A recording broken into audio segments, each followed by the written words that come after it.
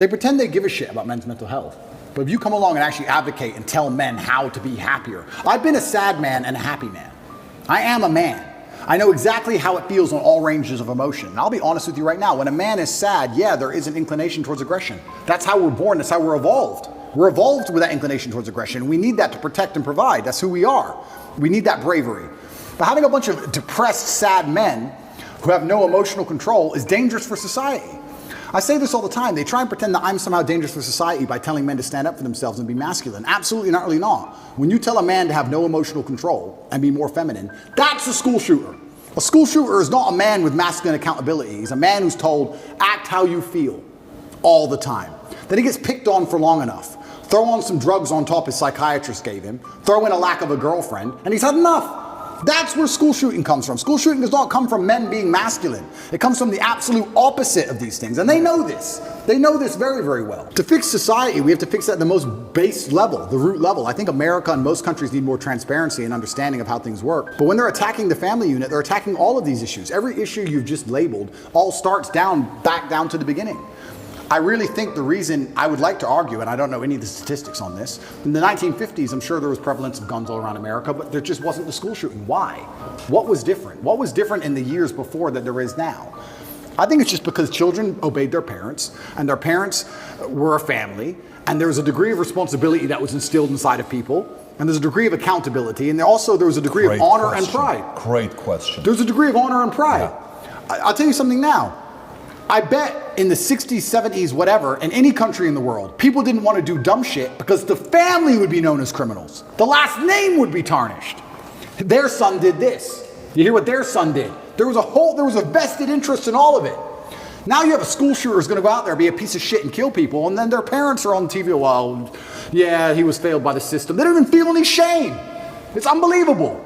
If one of my children or someone close to me did something that heinous, I would be disgusted. Where's all the beauty gone? When there's beauty, you have an attachment to that beauty. They want to remove all your attachments from everything. Even now, when they try and psyop you into, let's say, the way that models all look different than they used to before, right? Models all look different. Victoria's Secret. Yeah, and I was arguing this point, and someone's saying, oh, but that's because you have Eurocentric beauty standards. I said, no. I'm going to correct you, because I know you think you sound smart using the word Eurocentric, and I'm going to correct you because you're a dumbass. Let me tell you what beauty standards are. Beauty standards, by definition, for something to be beautiful, has to at least be unique. If everything is beautiful, then it's not beautiful. If everything's beautiful, then it's standardized. For you to take a model who looks the way they look without any effort at all, and they look like most out of shape, uninteresting people on the street, you cannot call that beautiful because it's standardized, you can see it everywhere. Beauty means it must have been difficult to obtain. Whether it's a building, it's difficult to make because it's ornate, or a woman who's trained really hard to have a beautiful figure, that is difficult. Difficulty and beauty are linked. You can't have beauty without difficulty. You cannot show me another model and tell me that my Eurocentric beauty standards are saying she isn't hot, because that's not why. She isn't hot because she's made no effort. She hasn't tried. That's why. When you need to do every single thing they say to eat, that's their end goal. That's what they want. It's slavery. They don't want you trying anything. Even going to the gym today is an act of rebellion. Even being in good physical condition is an act of rebellion. If I put up a photo of me and I'm in good physical shape, there are people who write underneath it, oh, you're dumb, you train so dumb. They insult you for it. Like, you're a bad person because you have standards for yourself. That's the level of bug man they want to get you to. Of course, these people will give up meat and eat the bugs and live in the pod. Of course they will. They have no standards. They have no self-respect, no standards. Of course they can live in an ugly building, a big ugly matrix pod. That's all they want. I do believe that the reason we didn't have so many problems before is because I believe the families had standards. And some cultures still do. I have friends who are Chinese. My dad, I cannot not get an A. That's just their culture. When my dad was still alive and he was teaching chess, my dad would charge $400 or $500 an hour for chess lessons. And towards the end of his life, he goes, all of my students are Chinese or Indian. Nobody else wants to spend money, $500 an hour to teach their kids chess. Only the Chinese and Indians will spend that money to make sure their kid is that good. So that's it. They're the ones who invest the most in their children. They still care on that level. And I'll also, this is definitely gonna get me canceled, but I'm gonna say it because it's true. I'll say it by extension for suicide. I don't care what you do to me. I'm Andrew Tate. I cannot kill myself. I can't. I'm not allowed. It's against the creed of my last name. I didn't have ancestors who suffered how they suffered, who went through what they went through, for me to be born to kill myself. That's not the end of my story. I refuse. I absolutely refuse. No matter how bad it gets or what bad situation I'm in, I refuse to do it because I have too much respect for my last name. I won't do it. There has to be a point where you get to a level of pride and you just go, that's not who I am. I lost her, that's life. You just got to get on with it. And the best way is to where do you find the strength when you're in these difficult situations? I always find the strength from my last name. I'm Andrew Tate. Especially with men, none of them are bestowed with the things that the masculine essence needs to be a good man. You need pride, you need honor, you need a healthy level of ego, you need all of these things. We're taking it all from boys, and what are we giving them instead? Video games, porn, weed. And what do you expect of these people? What do you expect of these shit versions of men besides trash output?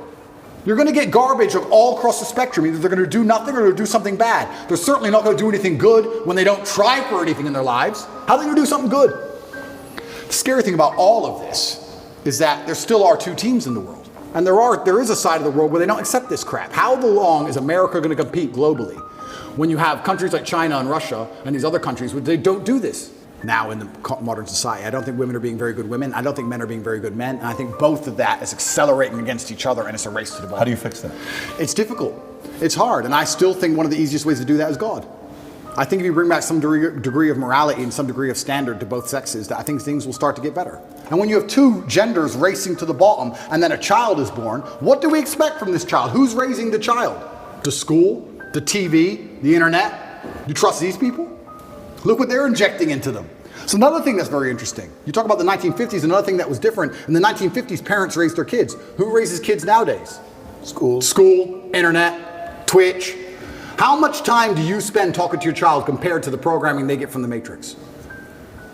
You're losing in terms of pure minutes. You're losing. You can't even control what your child sees in school anymore. You don't even know. And when you find out they do what they did in California, they're like, what? Most people don't even know this.